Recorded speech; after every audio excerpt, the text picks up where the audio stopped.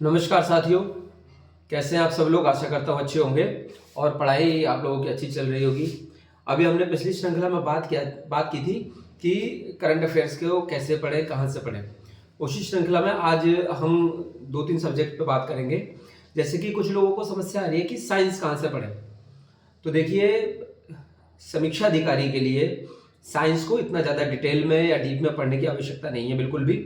आप लोग घटना चक्र, जो कि सामान्य अध्ययन वाली आती है ब्लू कलर की, वहाँ से पढ़ लें।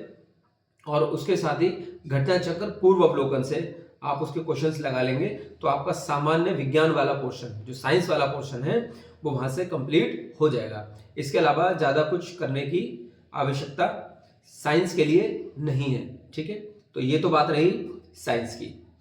दूसरी चीज़ हम बात करेंगे यूपी स्पेशल की, कि यूपी स्पेशल कहाँ से पढ़ें।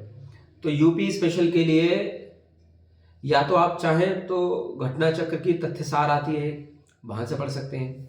इसके अलावा आप परीक्षावाणी से भी पढ़ सकते हैं।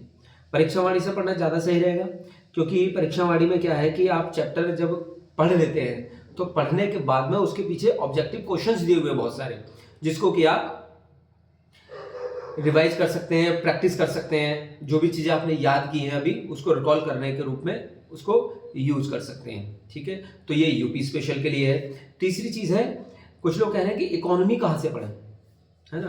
तो इकोनॉमी के लिए आप जो है, इकोनॉमिक्स के लिए आप लोग ल्यूसेंट से पढ़ सकते हैं। ज़्यादा पढ़ने की जरूरत नहीं है, क्योंकि इसमें वैसे भी ज़्यादातर क्वेश्चंस जो होंगे आर्थिकी वाले, वो करंट अफेयर से रिलेटेड होते हैं या बजट वगैरह से रिलेटेड क्वेश्चंस होते हैं। जो कुछ सामान्य क्वेश्चन आएंगे, जैसे कि कौन सी समिति किससे रिलेटेड है, कौन सा उद्योग कब स्थापित किया गया, कुछ बैंक से रिलेटेड चीज़ें हो सकती हैं, तो वो सारे क्वेश्चंस आपको ल्यूसेंट में मिल जाएंगे। तो अभी ना तो इतना समय है कि आप मोटी मोटी किताबें उठाएं, और ना ही आवश्यकता है। ठीक है, तो जैसी आवश्यकता वैसी मेहनत। तो आप जो है इन किताबों से ये तीनों सब्जेक्ट कर सकते हैं, साइंस, यूपी स्पेशल और इकोनॉमिक्स। ठीक है, ज़्यादा से ज़्यादा रिवाइज करें, ज़्यादा से ज़्यादा रिवाइज करें। रिवीजन ही सफलता का सूत्र है, क्योंकि आप जितना ज़्यादा रिवाइज करेंगे, चीज़ें आपकी कंठस्थ हो जाएंगी। अगर एग्जाम में दिखाई देंगे आपको, ऑब्जेक्टिव ऑप्शंस में जहाँ पे दिखाई देंगे, आप इजीली उसको एलिमिनेट कर पाएंगे। तो इसलिए ज़्यादा से ज़्यादा चीज़ें रिवाइज करें।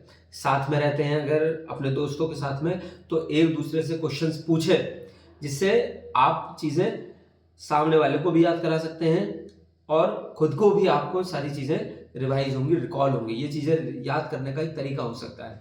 इसके अलावा आप चल चल के पढ़ सकते हैं। चल चल के पढ़ते रहिए, बहुत से लोगों को बैठे बैठे नींद आ जाती है, तो वो भी एक तरीका हो सकता है। आप लिख लिख के याद कर सकते हैं, ये एक अलग तरीका हो सकता है।